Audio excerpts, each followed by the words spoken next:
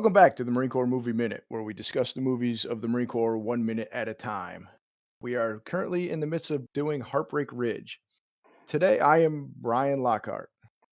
And today I'm Jack Perry. And today, you see, now I'm all thrown off. I'm like, who am I today? Where am I today? I am Tierney Steele. I'm a Movies by Minute podcaster, and I did MASH Minute. So I'm just going to sit back and feel right at home. You are actually a perfect guest for this movie because Gunny Highway's a Korean War veteran, and we talked about MASH far too much in the opening few episodes that I feel bad we didn't have you on then. Sorry, I'll try and hold it in. The nice thing is this movie has, wait for it, nothing to do with Korea. So Yeah. Listeners, if you thought Korea was going to come up by the end of the movie, I mean, you're not wrong. It will be mentioned, but Yeah. Right. Casually mentioned. Yeah.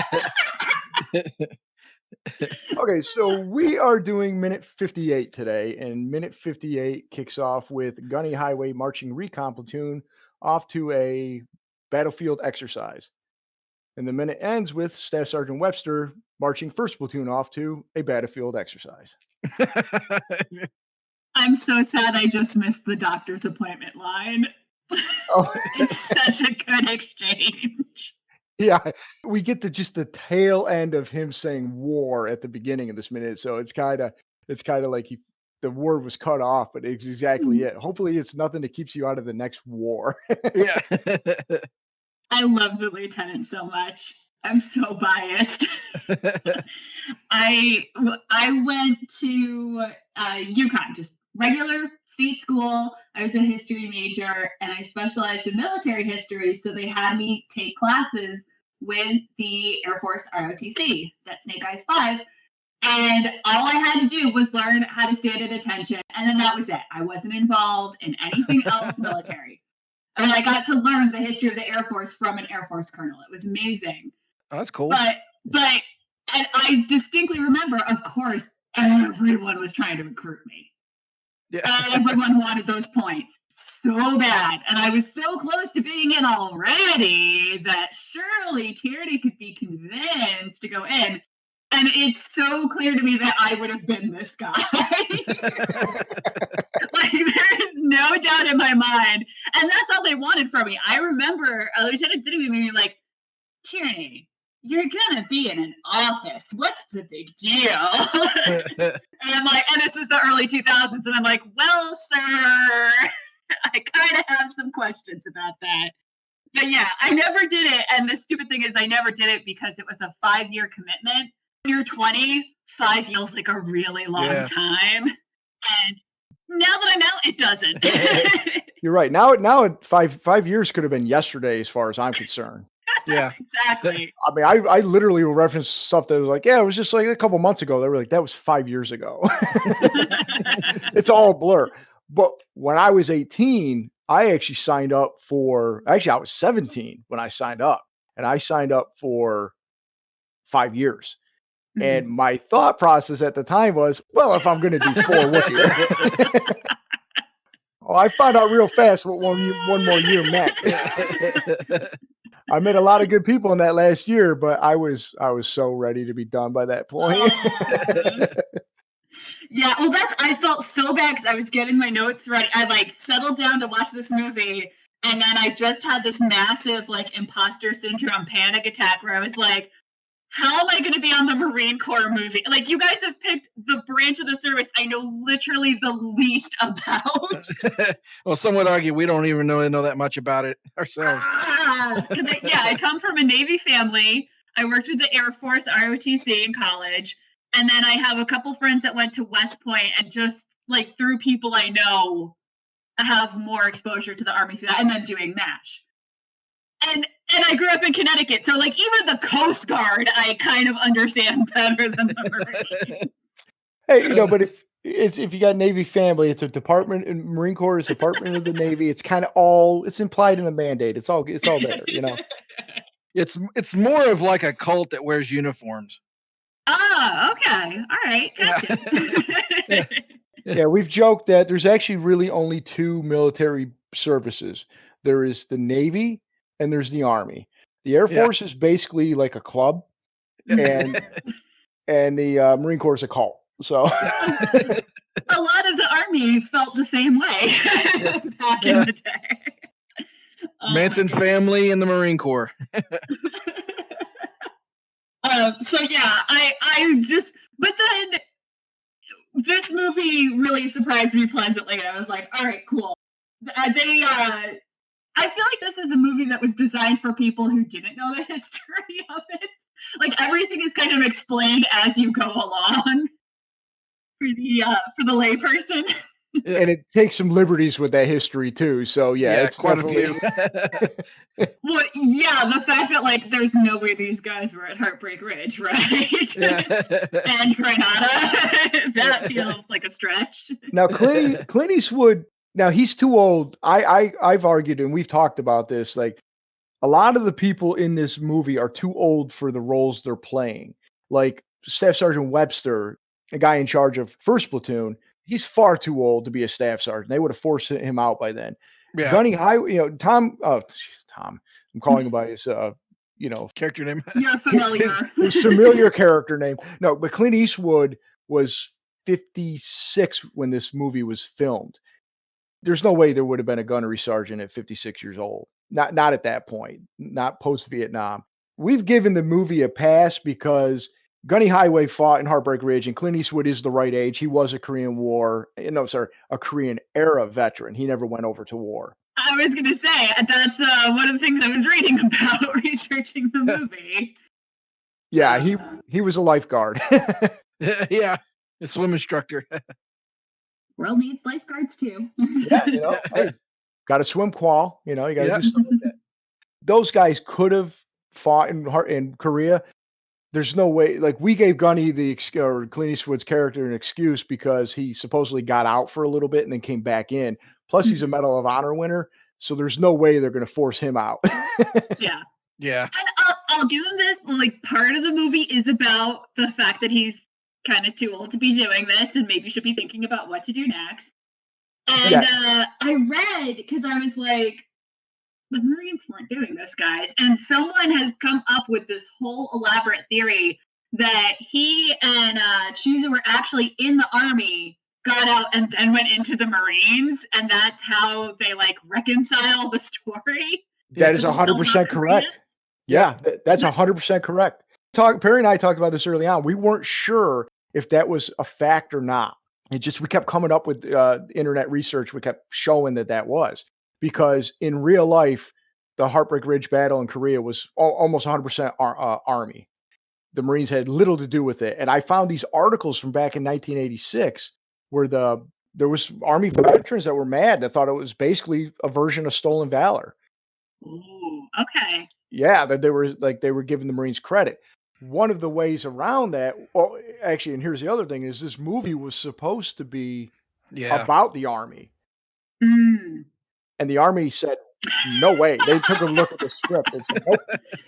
Yeah, so then they shopped it to the Marines, and the Marines said, yeah, let's do it, because we got this thing called Toys for Tots. This would be a great movie to go ahead and start promoting for it. It wasn't. Right, exactly. Until they actually watched the movie, and they went, No tots should see this. And, so that's partly why his character was supposed to be a Korean War veteran, blah, blah, blah. There's a line later in the movie, and of course, we'll highlight it when we get to it, that Chuzu explains that they were he names the Army division they were with, and then he said, we joined the Corps later. So they put a line in the movie, and it's there. Because my dad was going through and listening to the podcast, and he texted me one day after hearing our speculation on that, and he said, oh, it's my memory that they were in the Army first. So he remembered that line. Aww. And so, yeah, there's something to it.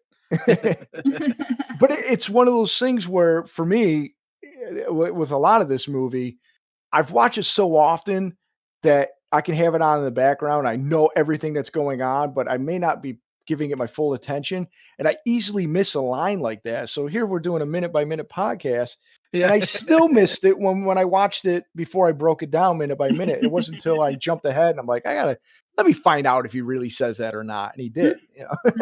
Yeah.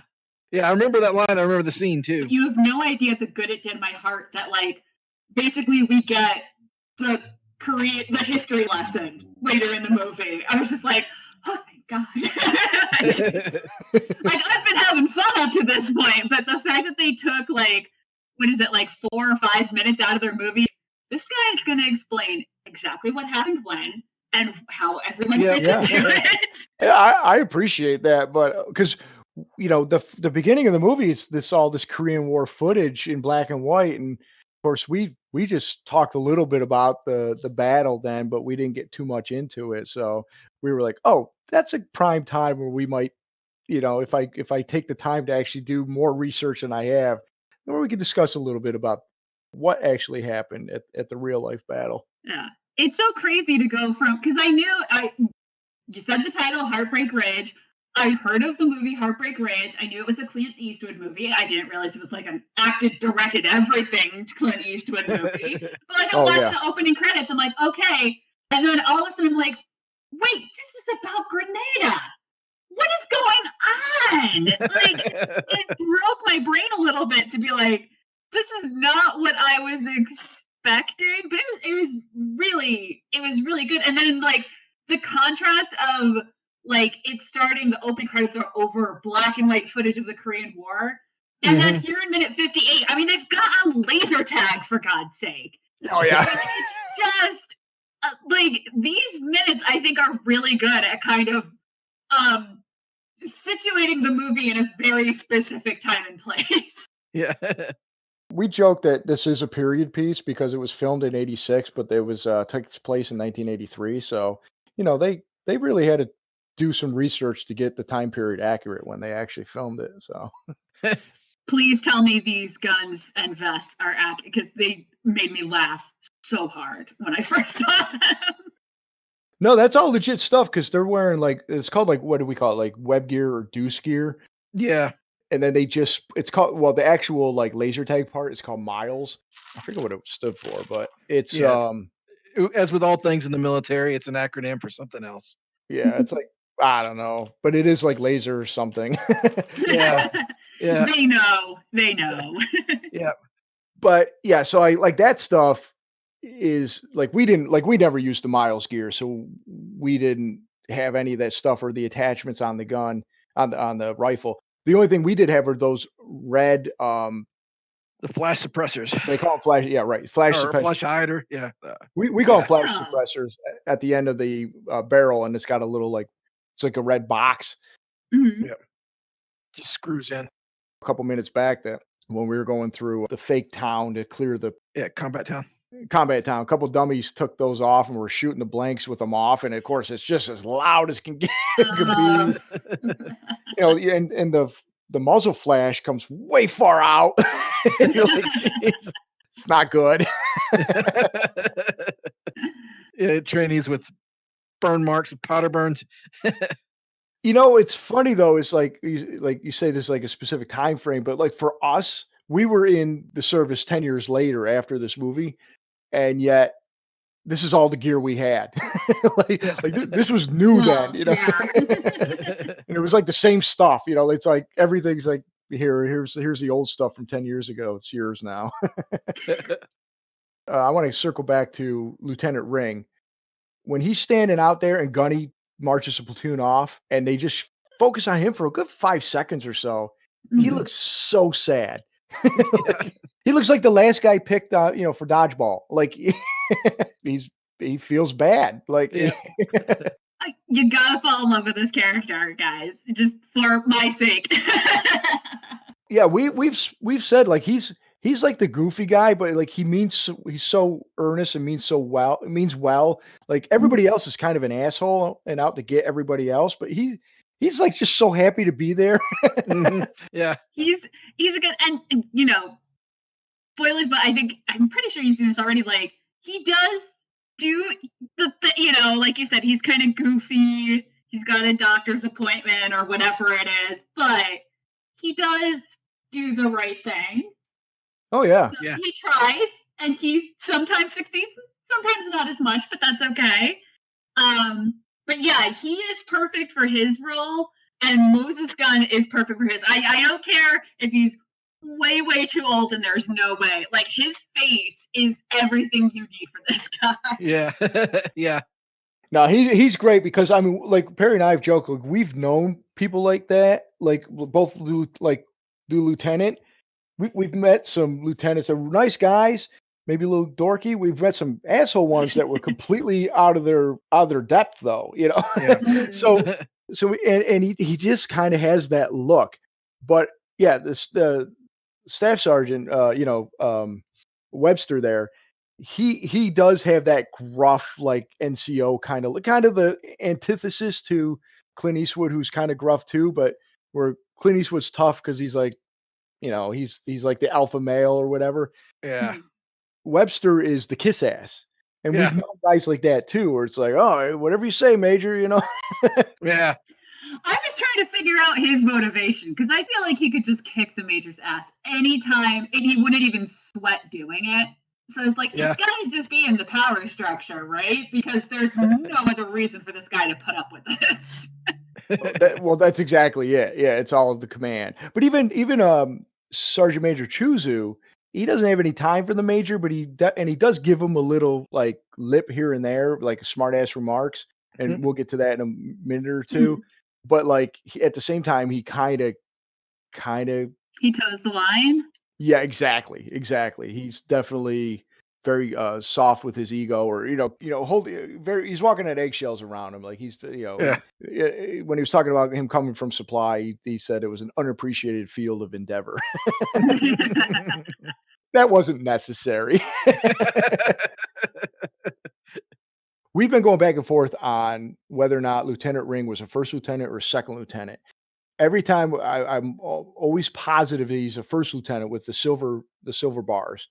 Then we'll see. There's one scene it's a second 6 where it's literally on one side it's silver and the other side is gold, and I'm pretty sure. For God's sake! Yeah, and that's what keeps happening. Even we had a fellow Marine on from the History Marine Corps podcast, and we had Robert on it, and I asked him, and he had the same problem that we did. Is depending on how the light hits it, it looks gold. And I think in this case, I think it's silver, but that one scene, the sun is definitely reflecting down on it just right, and it looks gold. But I think so I think I feel confident in saying he's a first lieutenant.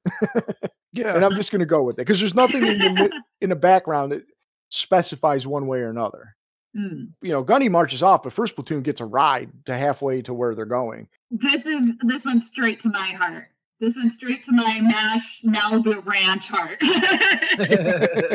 Those hills, oh my God, like those hills just are it. You put an army truck in front of them, that's it. That's how it works. Well, I guess not. You know what I mean. Right. It's kind of like how Star Trek always goes to that one rock, and it's an alien planet. Oh, yeah.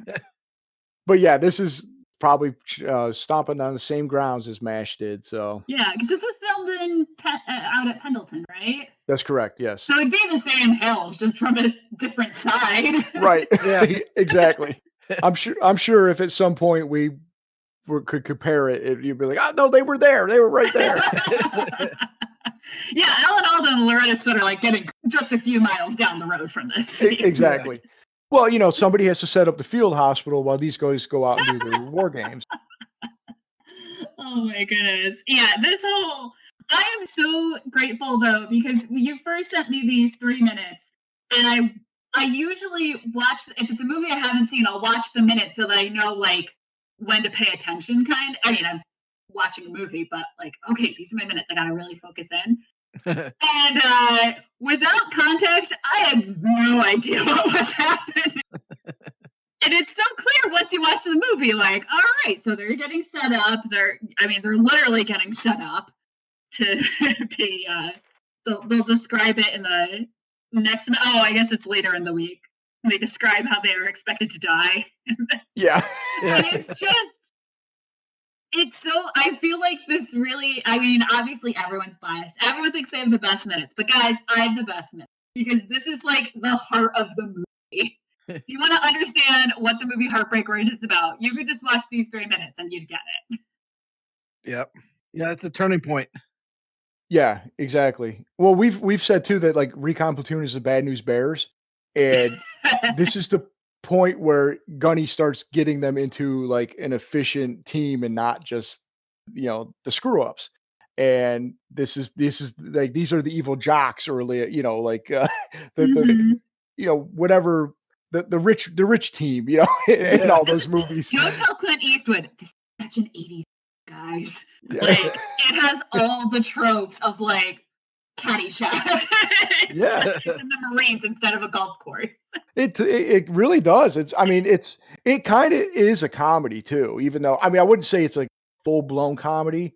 It's an action movie first with comedic elements into it, and Yeah. that's done purposely. I know Clint Eastwood wrote all the best lines for himself, or whoever wrote it. He didn't write it, but there's a lot of funny little bits of business throughout this whole movie. So it totally follows that whole format, which is kind of funny.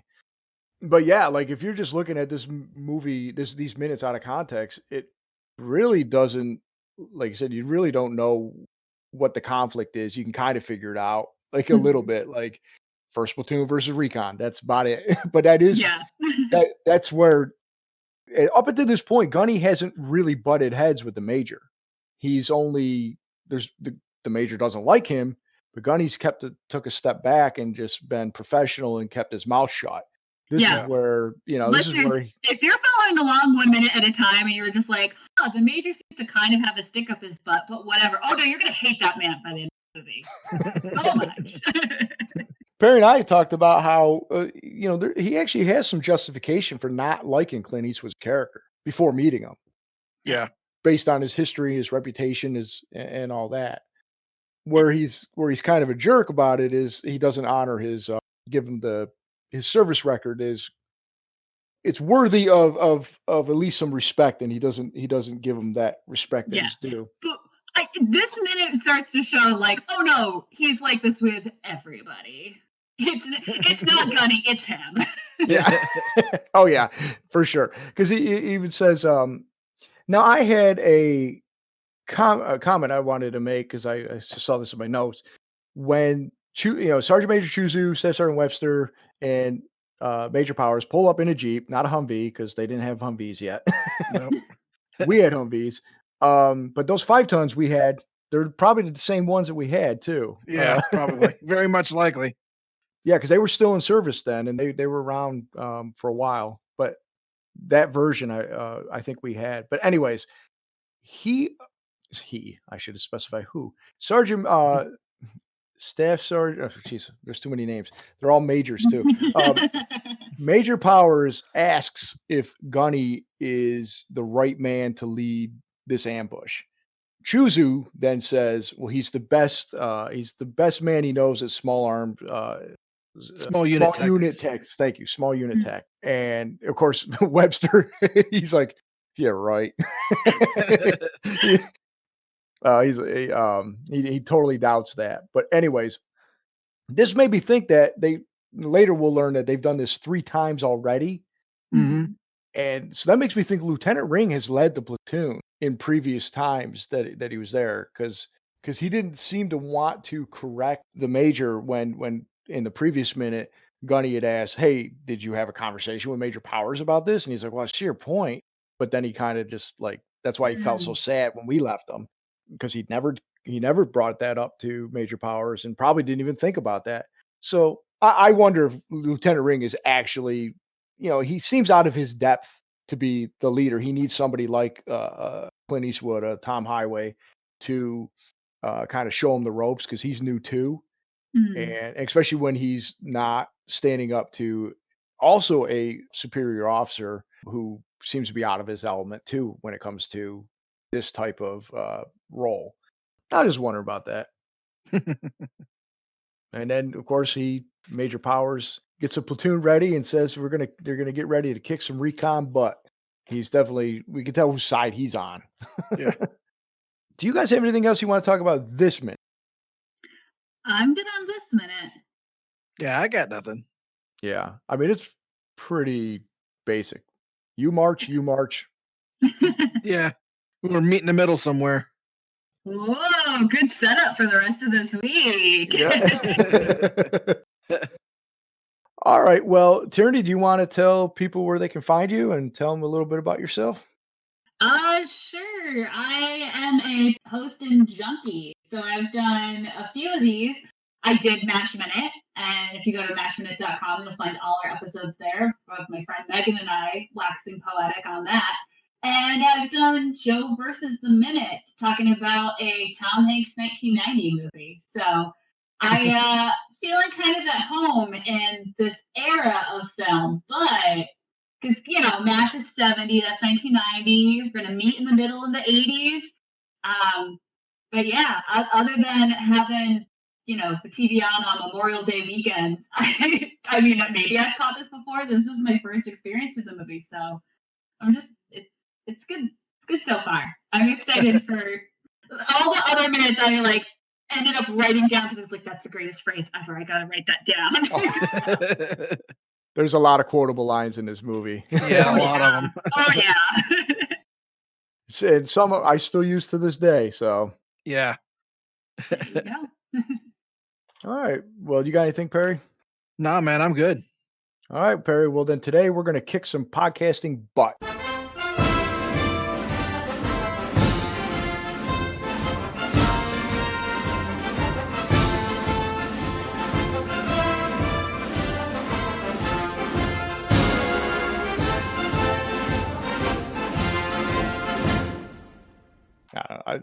They're not all gems, I try. I don't know what you're talking about. That was beautiful.